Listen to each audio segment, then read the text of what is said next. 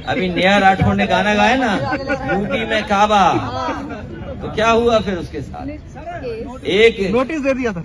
सोचिए आप, अगर आप भी सच्चाई दिखाने लगोगे तो आपको भी नोटिस मिल जाएगी। ये नोएडा पुलिस उठा के ले जाएगी आपको। अध्यक्ष जी, नोएडा पुलिस के आगे अपराधी कह रहे हैं अब नोएडा नहीं आऊंगा, छोड़ के जा रहे हैं। एनकाउंटर जिस प्रकार से हो रहे हैं, ये फर्जी इनकाउंटर है और आप देखना बहुत सारे पुलिस के अधिकारी जेल जाएंगे समय आने पर। आज तो खबर आई है कि पुलिस एक व्यापारी पे पैसा लूट रही थी।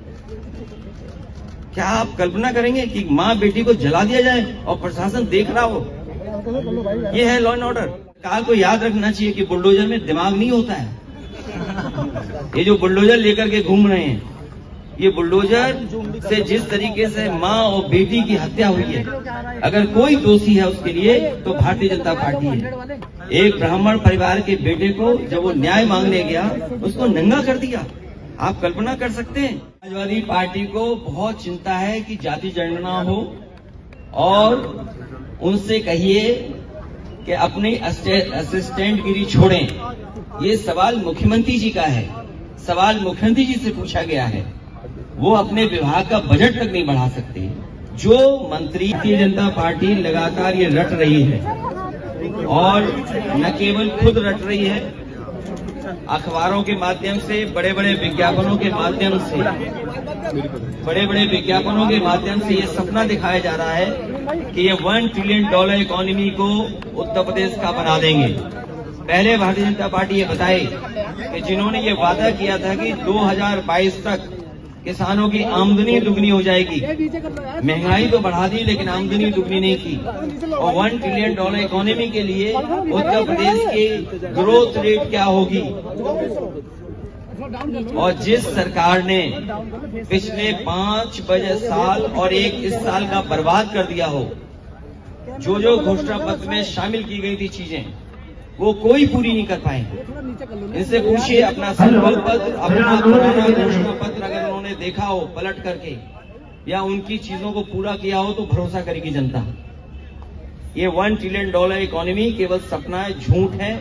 और जितने भी MOU किए इन्होंने, कई ऐसे MOU हैं जो ये पाए गए हैं कि फर्जी थे। आपको याद होगा, अमेरिका जाने के बाद वहां पर जिस यूनिवर्सिटी का इन्वेस्टमेंट लाने का उन्होंने MOU किया था, वो यूनिवर्सिटी थी नहीं।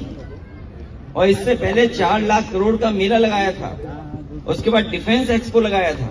और याद कीजिए, डिफेंस एक्सपो लगाने पर उन्होंने कहा कि बुंदेलखंड में मिसाइल बनेंगी, टैंक बनेंगे, बम बनाए जाएंगे। आज 6 साल के बाद पूछना चाहते हैं आखिरकार कहां तक चीजें पहुंची हैं। बुंदेलखंड में समाजवादी पार्टी जो है ट्रेन से पानी पहुंचाती थी, और भाजपा जो है टोटी से पानी पहुंचा रही है। समाजवादी पार्टी को बहुत चिंता है कि जाति जनगणना हो, और उनसे कहिए कि अपनी असिस्टेंट गिरी छोड़ें। ये सवाल मुख्यमंत्री जी का है, सवाल मुख्यमंत्री जी से पूछा गया है। वो अपने विभाग का बजट तक नहीं बढ़ा सकते। जो मंत्री अपने विभाग का बजट न बढ़वा पाए, बड़े विभाग से छोटा पहुंच जाए, जनता ने जिसको नकार दिया हो, वो क्या जवाब देंगे? और उनकी हैसियत थोड़ी है कि जाति जनगणना करा लेंगे।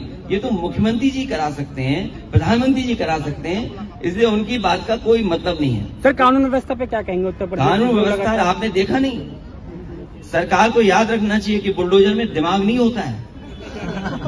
ये जो बुलडोजर लेकर के घूम रहे हैं, ये बुलडोजर से जिस तरीके से माँ और बेटी की हत्या हुई है, अगर कोई दोषी है उसके लिए तो भारतीय जनता पार्टी है। एक ब्राह्मण परिवार के बेटे को जब वो न्याय मांगने गया, उसको नंगा कर दिया। आप कल्पना कर सकते हैं?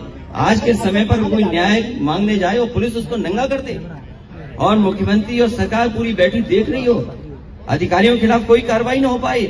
और आज तो खबर आई है कि पुलिस एक व्यापारी पे पैसा लूट रही थी। क्या आप कल्पना करेंगे कि माँ बेटी को जला दिया जाए और प्रशासन देख रहा हो? ये है लॉ एंड ऑर्डर। और NCRB के आंकड़े बताते हैं कि सबसे अनसेफ अगर कोई स्टेट महिलाओं के लिए, बेटियों के लिए है तो वो उत्तर प्रदेश।